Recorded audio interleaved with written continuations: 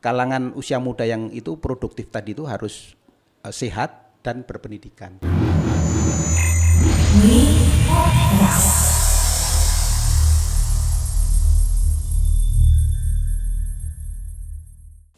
Yo, Metamirsa, setelah absen cukup lumayan lama ya, setelah puasa kemarin, kali ini Mi Podcast balik lagi. Dan spesial kenapa di bulan Juni? Karena bulan Juni adalah bulan yang nantinya, tepatnya tanggal 26 Juni, itu akan diperingati yang namanya Hari Anti Narkotika Internasional, bukan hanya di Indonesia saja. Dan tamu kita kali ini juga otomatis ada hubungannya dengan hari tersebut ya.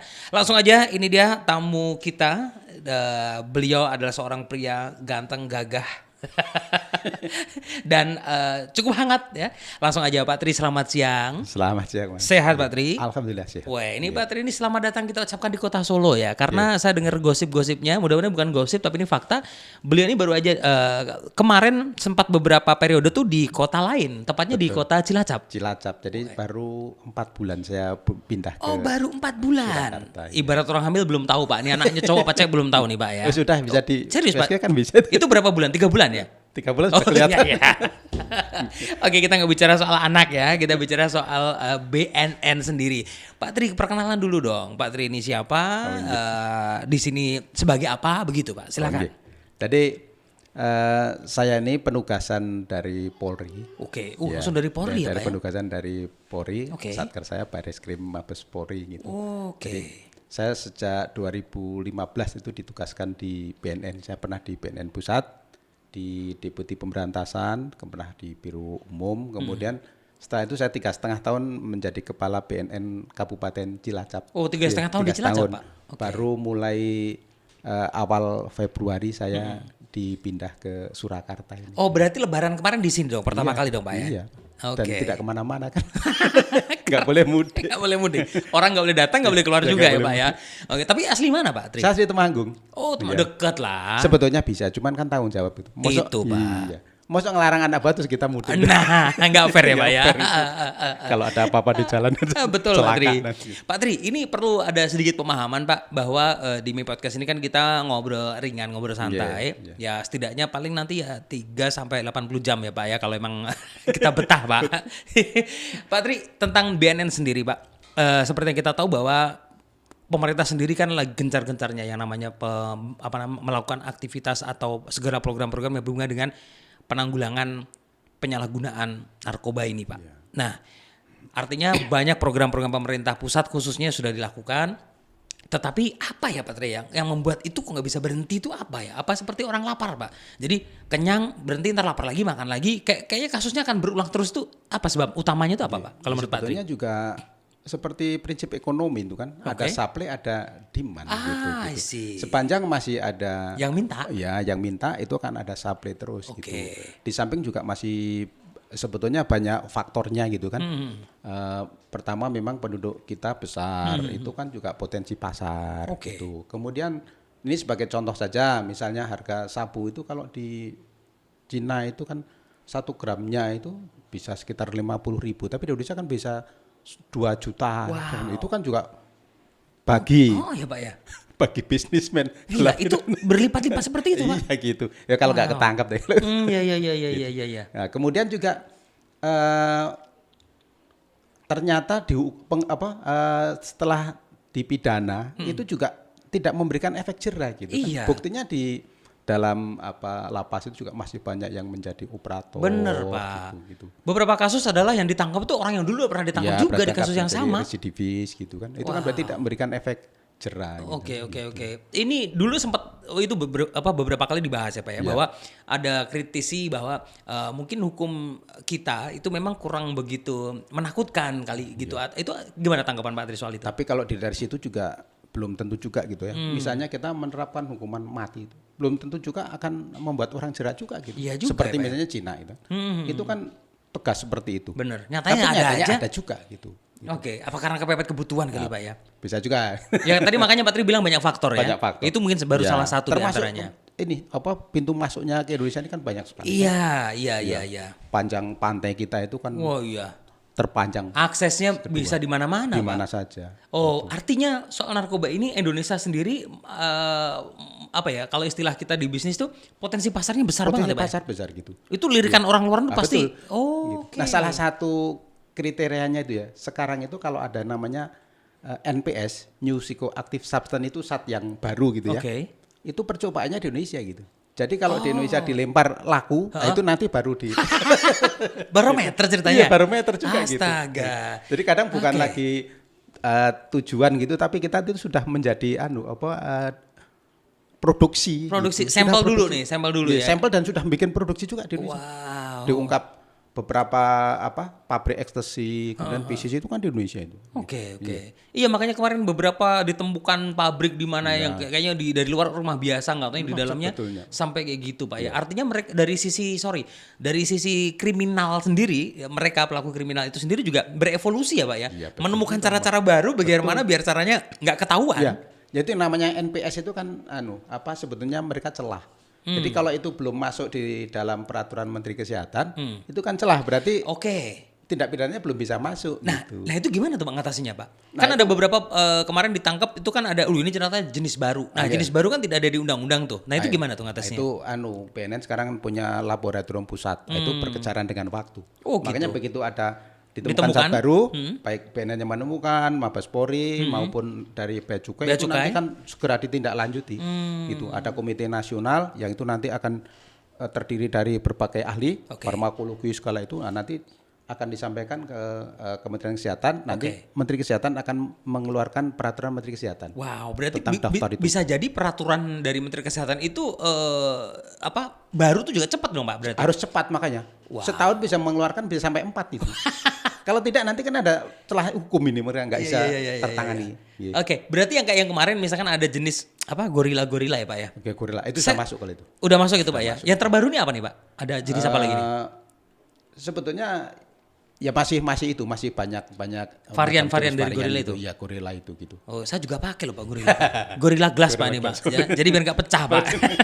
Beda ya. Oh, begitu ya, Pak ya. Oke. Nah, terkait dengan ini, Pak, Kota Solo sendiri aja. Kita skupnya yang kecil aja lah, nggak usah yang jauh-jauh ke nasional apa internasional. Kalau di Solo sendiri kasus narkoba sendiri sampai dengan detik ini gimana nih, Pak? Meningkat atau stuck atau turun nih? Kalau dilihat dari ungkap kasus ini, data juga dari Polres Tabes dan dari Polda itu masih peringkat kedua setelah Kota Semarang. Solo itu peringkat kedua. Jadi pertama Semarang dulu. Iya. Sebentar, ini untuk nasional atau lokal nih, Pak? Untuk Jawa Tengah. Oh, untuk Jawa Tengah. Oh, jadi pertama Semarang. Iya, baru. Kedua Solo. Please teman-teman kita turunkan ya dari 2 menjadi 10 kalau bisa ya. Bikin malu. Kan kita juga tidak hanya melihat dari tren angka ungkap kasus juga, tetapi kan juga dari yang ikut rehab di kita itu kan juga bisa jadi juga menambah angkanya juga, bisa melihat untuk indikatornya itu. Oh, tapi tunggu Pak Tri, untuk hitungan peringkat 2 itu Solo tuh Solo kota atau Subosuko Wonoseraten, Pak? Solo kota. Oh, gitu. Hanya Solo kota aja. Iya. Kan itu kan kalau dilihat peringkat itu kan masing-masing Polresta gitu kan. Per Polres ya. Kalau data dari Polda kan begitu. Tapi kalau bicara Indonesia, Pak, nomor 1 tuh kota mana, Pak? Sementara ini, Pak? Ya, masih ini bocoran penting loh ya. Masih Jakarta lah. Tetap ya, Pak ya. Jakarta Medan itu. Tetap Jakarta. Oh, Medan di luar kotanya Medan. Medan masih. Oke. Siap. Kalau dari Solo sendiri, Pak, dari BNN Solo sendiri aktivitas yang saat ini sudah dilakukan apa aja nih? Jadi kalau di BNNK ini kan kita lebih kepada pencegahan, gitu. Jadi sosialisasi, pencegahan itu kita ada pemberdayaan masyarakat, gitu. Jadi kalau pencegahan itu kita memberikan pemahaman kepada masyarakat, gitu, supaya sekarang itu tadi saya sudah sampaikan, kita itu mengajak untuk pola hidup sehat aja, menghindari hal seperti itu. Karena ngelarang-larang katanya sekarang kan sudah sulit gitu. Jangan begini, jangan begitu, malah nggak didengar, malah dilanggar, Pak. Kemudian untuk pemberdayaan masyarakat itu kita mengajak seluruh komponen masyarakat itu supaya ikut peduli, kan tidak mungkin kalau ditangani oleh pemerintah sendiri, dalam hal ini BNN dengan Polri kan gitu. Itu ngajak seluruh komponen masyarakat. Kemudian kita ada pemberantasan, itu yang dari sisi penindakan hukum itu, tindak pidananya. Kemudian ada rehabilitasi. Jadi BNN Kota Surakarta ini sudah punya klinik juga, gitu, namanya Ngudi Waras. Nah, kita melayani, memfasilitasi para korban yang ingin sembuh. Di mana itu Pak? Ngudi Ada Waras? di kantor BNN di Ki Ageng Mangir, Iya. Laweyan. Oh, daerah Laweyan, Ya, teman-teman. jadi bekas penumping, puskesmas penumping, kita kantornya di situ. Oh, jadi dulu itu puskesmas penumping, Ya, dulu puskesmas sekarang penumping. dirombak menjadi kantor BNN, Kantor BNN. Solo ya. Itu masih asetnya provinsi. Oke. Jadi kita masih pinjam pakai juga. Siap. Ya mudah-mudahan Pak tahun ini nanti punya kantor sendiri lah ya. Jajaran sama Meta nggak apa-apa. Biar sosialisasinya lebih gampang, Mbak.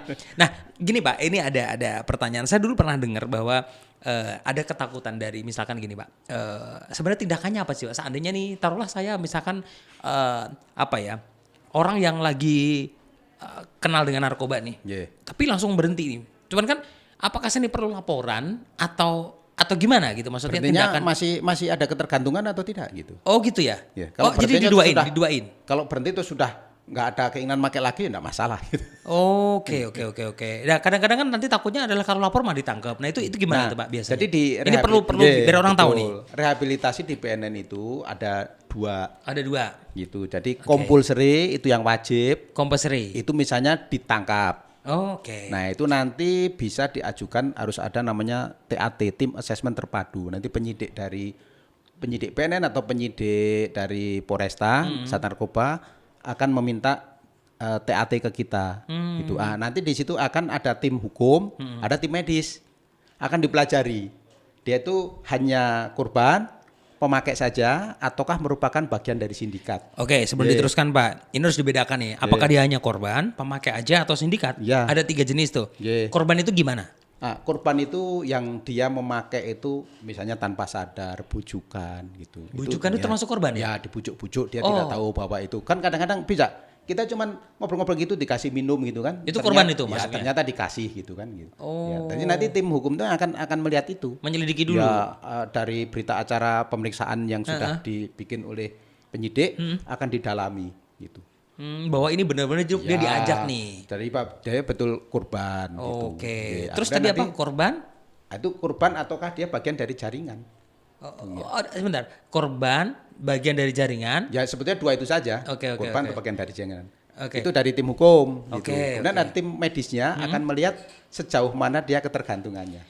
Oh, beda lagi nanti kalau dia itu ternyata hanya korban, terus kemudian dia tingkat ketergantungan perlu difasilitasi untuk rehab. Nah, nanti akan diberikan rekomendasi oleh tim itu. Itu namanya nanti pengenaannya di pasal 127 Undang-Undang 35 2009. Berarti memang ya tidak ucuk-ucuk langsung di penjara gitu enggak ya Pak sebenarnya? Enggak sebetulnya. Itu nanti kan akan direkomendasikan. Itu nanti bahan itu nanti yang akan dijadikan pertimbangan oleh hakim nanti ketika memutuskan itu kan. Artinya gini, begitu ada kasus penangkapan orang nih, ketangkap lu pakai narkoba nih, kamu pakai narkoba, itu sebenarnya belum tentu dia akan dipenjara ya Pak belum ya? tentu, nanti kan ada barang buktinya, itu ada namanya surat edaran MA. Jadi ada peraturan bersama antara MA, Kejaksaan, Mabes Polri, kemudian Kementerian Kesehatan, kemudian dari BNN. Nah, itu ada ketentuannya. Kalau misalnya sabu atau metavitamin itu kurang dari sekian gram, kalau misalnya ekstasi kurang dari sekian, itu salah satu persyaratannya itu. Gitu. Terus nanti hasilnya saat dia ditangkap itu positif gitu. Nah, itu yang compulsory. Nah, kemudian ada yang voluntary. Ya, voluntary ini sukarela. Dia lapor sendiri. Ya, kalau dia lapor sendiri ke BNN atau ke institusi penerima wajib lapor namanya IPWL. Itu akan kita fasilitasi untuk dilakukan rehab dan kita tidak akan proses hukum. Malahan. Sepanjang dia bukan bagian dari jaringan sindikat, gitu. ya? Nanti kan kita pelajari lagi gitu. Sepanjang dia bukan bagian dari sindikat akan kita fasilitasi untuk dilakukan rehab. Artinya Pak, kalau ternyata nih ya, dia pengen tobat nih, dulu udah pernah bagian dari jaringan, terus dia udah pengen tobat nih, nah itu gimana tuh? Beda lagi penanganannya berarti? Ya kalau sukarela ya tetap kita pertimbangkan bantu, lah ya. Pertimbangkan. Artinya kalau seperti itu tidak perlu lapor ke Polres, berarti langsung ke BNN aja udah cukup ya Pak? Karena yang punya fasilitas rehabilitasi kan di kita. Seperti itu. Baiklah, siap. Nah, pertanyaan lagi Pak, ini dari awam aja nih. Saya pernah sering dengar berita bahwa kadang-kadang ketika orang ditangkap, mereka membawa atau menggunakan itu, membawa khususnya, yang itu batasnya berapa sih Pak sampai langsung dihukum mati itu, kalau berapa sih, minimal berapa? Ya Sebetulnya itu kan nanti kan tergantung dari hakim yang memutuskan gitu. Oh, ya. jadi nggak langsung seketika juga sebenarnya Pak ya? Sebetulnya kan gitu. Oh, makanya di berita tuh terancam. Ya, diancam pidana maksimal kan gitu. Oh, Tapi nanti tergantung dari hakim yang mau menjatuhkan itu kan gitu. Tapi kalau sudah misalnya pakai ton, pakai ratusan kilo itu jelas ancamannya ya? seperti itu. Gitu. Pakai ton Pak ya. Ton. Astaga, saya baru tahu loh Pak, ternyata gila, kita ibaratnya kolaannya semurah itu ya Pak ya. Itu. Dijual di Indonesia berlipat-lipat seperti itu. Itu yang menggiurkan Pak. Dan itu di Indonesia itu ini yang jadi catatan juga ya. Biasanya sudah nggak murni loh. Padahal kadang sudah dicampur sama sukrosa gula itu. Oke. Iya, itu. Gitu. Oh, jadi nggak murni misalkan sabu misalkan Pak ya. Itu dia nggak murni sabu. Kadang dicampur. Nah, kalau yang ekstasi itu malah dicampur kadang pakai semen putih terus Ya yang itu buat menjernihkan air itu apa namanya? Kayak Baiklin itu? Bukan Baiklin yang semacam tawas itu. Oh iya. Itu digerus gitu. Nanti dicetak lagi gitu. Minum racun ya. Kalau yang dimakan itu terus campurannya semen putih dicor berarti. Gitu.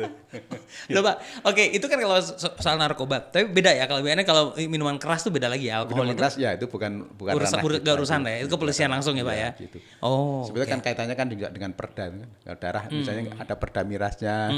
Itu beda lagi ya urusannya Pak ya. Nah, kita bicara cukup kecil lagi Pak. Nah, di Solo sendiri Pak, itu ada nggak Pak Bapak nemuin kasus nggak usah di Solo deh, di Cilacap mungkin sebenarnya kan lama 3,5 tahun di sana ya Pak ya, atau di kota lain, ada cerita unik nggak sih Pak di balik pekerjaan Bapak ini sebenarnya yang ditangani itu? Iya dong, ada gitu. Nah itu contoh Kak, ceritain Pak apa tuh, kita berbagi ini Pak.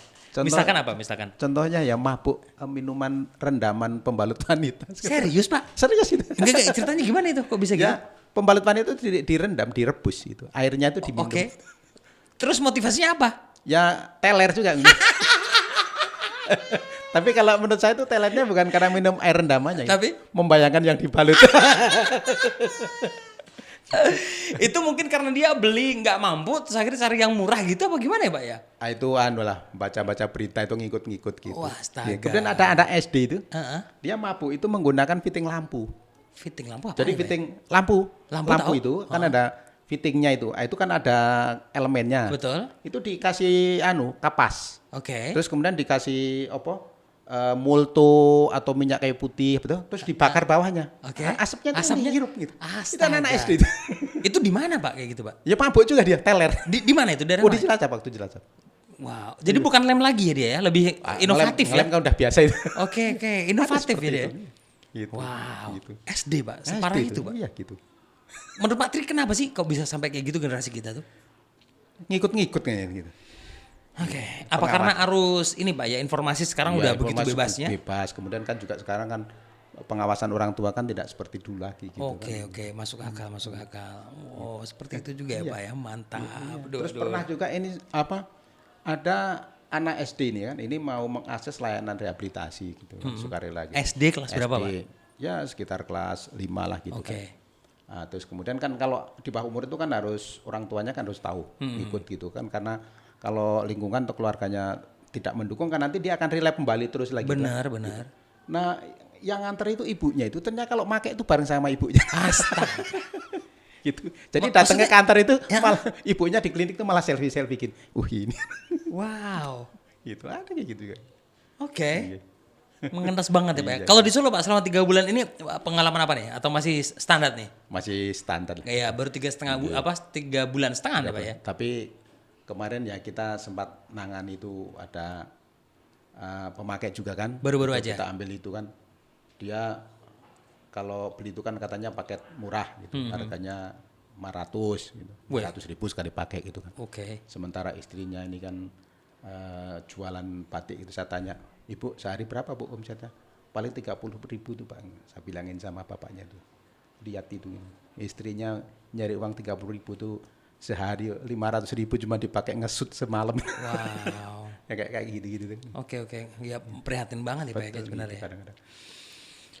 Oke, gini Pak, ini mumpung kita kan juga akan memperingati Hari Anti Narkotika Internasional bahkan Pak ya. Nah, yang perlu kita ingin dengar nih Pak, khususnya dari Pak Tri, mewakili dari BNN ya, apa nih mau disampaikan khususnya untuk Meta Miarsan, warga Solo khususnya. Jadi Hari Anti Narkotika Internasional atau HANI yang kita peringati tanggal 26 Juni itu sebetulnya bukan ulang tahunnya BNN gitu kan. Bukan Masih, ulang tahun. dikiranya ulang tahunnya. Iya. Tapi itu sebetulnya adalah Hari Keprihatinan Dunia Internasional. Hari Keprihatinan Dunia Internasional, Internasional. bukan Nggih. hari ulang tahun ya. nggih. Oke. Itu akan pengaruh negatif sampai sekarang ini dari penyalahgunaan narkotika di seluruh dunia. Di seluruh dunia. Itu Pak, ya? dimulai diperingati sejak tahun 1988. Oh, dari 1988 sebenarnya. Pak, negara nomor 1 yang kalau di rating tadi kan misalkan Jawa Tengah Semarang nih. Kalau dunia tuh mana Pak ya? Masih Amerika Latin lah. Tetap Amerika Latin ya? Kolombia. Oh, Kolombia tuh ya, masih bandar banget tuh bandar sana ya. kan gitu. Oh, Kalau di sana kan sudah punya pasukan sendiri itu kan. khusus untuk mafianya. Udah punya tentara sendiri ya. Punya tentara sendiri. Oke. Mudah-mudahan kita nggak sampai segitu. Kayaknya nggak Pak. Jangan. Indonesia tuh pokoknya begitu dia punya uang, bisa belanja, bisa apa tuh kayaknya juga nggak butuh narkoba harusnya sih Pak. Penting bahagia. Tapi ya nggak jamin juga sih Pak. Wong faktanya yang pakai narkoba itu justru malah beberapa orang kaya-kaya juga banyak. Banyak ya. Kan aneh juga ya Pak ya. Gaya hidup. Bagian dari kalau gaya hidup udah beda lagi ya. Style gitu kan. Oke. Tapi memang kan gini kalau mungkin sudah sering dugem dulu ya. Saya sering Pak. Dugem. Karena pekerjaan Pak. Nah, itu kan kadang kalau masuk diem gitu, dung itu kalau kita nggak pakai itu kan rasanya mungkin nggak bisa gitu ya. Apalagi orangnya pendiam gitu kan. Akhirnya begitu pakai itu nggak benar rasa malu gitu. Jadi menikmati musiknya pakai gini-gini. Untungnya ada corona juga Pak. Kan nggak boleh berkerumun toh. Itu akhirnya dihilangin juga. Ya. Tetapi walaupun faktanya ada beberapa kemarin juga sudah mulai rame-rame lagi seperti itu. Ya Solo kayaknya kalau yang soal itu anteng-anteng aja sih. Ya kita foto sedikit berbangga Pak ya. Oke. Pak Tri, ini sebelum kita akhiri Pak di segmen terakhir, apa nih pesan Bapak untuk warga Solo nih secara umum aja? Terkait dengan narkoba dong. Terkait dengan betul. Tadi kan ini kalau kita kaitkan sama bonus demografi gitu kan. Itu kan nanti pada tahun 2024-5 ketika usia Indonesia 100 tahun kita akan memetik bonus itu gitu. Gitu. Kenapa? Karena usia produktif itu lebih besar dibanding usia yang tidak produktif. Yes. Tetapi itu punya persyaratan supaya kita bisa memetik bonus itu. Yaitu kalangan usia muda yang itu produktif tadi itu harus sehat dan berpendidikan. Oh, berarti saat ini itu usia yang dari sekarang masih sekolah-sekolah ini berarti Pak? Gitu. Itu syaratnya itu harus sehat dan berpendidikan. Tetapi sayangnya data dari LIPI dan UI penelitian itu justru pada usia tadi yang produktif itu 18% atau 3,4 juta itu menjadi pengguna. Wah. Nah, kalau itu kemudian tidak kita tangani secara serius, secara bersama-sama, ya nanti yang akan kita petik bukan bonus demografi. Tapi disaster bencana gitu. Wow. Di usia kita yang 100 tahun betul besok. Gitu. Jadi melihat situasi seperti itu saatnya kita untuk hanya diam. Jadi kita harus perangi bersama penyalahgunaan narkoba. War on drug. Dari lingkup yang paling kecil keluarga ya Pak ya? Keluarga dulu. Dari diri sendiri dulu kan. Dari sendiri baru keluarga gitu. Oke. Jadi untuk Indonesia bersih dari narkoba. Gitu. Ini oke. berkaitan dengan HANI nanti yang akan dipusatkan di Bogor itu nanti akan dihadiri Presiden dan akan launching program desa atau kelurahan bersinar. Bersih dari narkoba. Desa atau kelurahan bersinar namanya? Bersih dari narkoba. Oh, bersinar tuh bersih dari narkoba. Oke. Gitu. Oke. Harus dimulai dari desa lingkup paling kecil atau kelurahan gitu. Sehingga nanti garis besar nanti Indonesia akan menjadi Indonesia yang bersinar juga. Ya kita tetap optimis Pak bahwa itu sangat mungkin untuk dilakukan. Ya artinya semua punya kesempatan 50-50. Tetapi kita berpihak yang positif lah. Sangat mungkin dilakukan. Pak Tri, terima kasih dan kami keluarga Meta mewakili keluarga Meta Pak juga mengucapkan pokoknya selamat untuk kinerjanya BNN selama ini. Kalau kita bicara soal Indonesia nih Pak ya, khususnya BNN Solo nanti dengan kepemimpinan Pak Tri juga mudah-mudahan pasti insya Allah membawa dampak yang positif. Gitu Pak Tri. Insya Allah. Sehat terus Pak Tri. Amin. Dan tetap hidup bersih dari narkoba ya Pak ya. Betul, Siap. Baik, Meta Mirsa, itu yang kita obrolin untuk kali ini. Tenang buat kamu yang pengen nanti ngobrol-ngobrol yang berhubungan dengan BNN, Pak Tri kita undang lagi besok ya di episode berikutnya. Siapa tuh jadi acara rutin malah nggak apa-apa ya. Apa-apa. Biar kita sekali-kali yang kesana Pak. Iya betul. Nanti BNN bikin ruang podcast sendiri Pak. Lagi mau bikin. Oh cocok. Tukang syuting udah ada Pak, presenter udah ada. Baru mau bikin nyari ruangannya masih. Oh nyari ruangannya ya, soal bekas puskesmas ya, dicari dulu ya. Oh siap. Baik itu Meta Mirsa, kita akan ngobrol-ngobrol lebih jauh lagi nanti kira-kira apa yang menarik di episode berikutnya. Saya buat pamit. Pak Tri sekali terima kasih. Sama-sama. Salam damai Indonesia, anti narkoba. Dadah.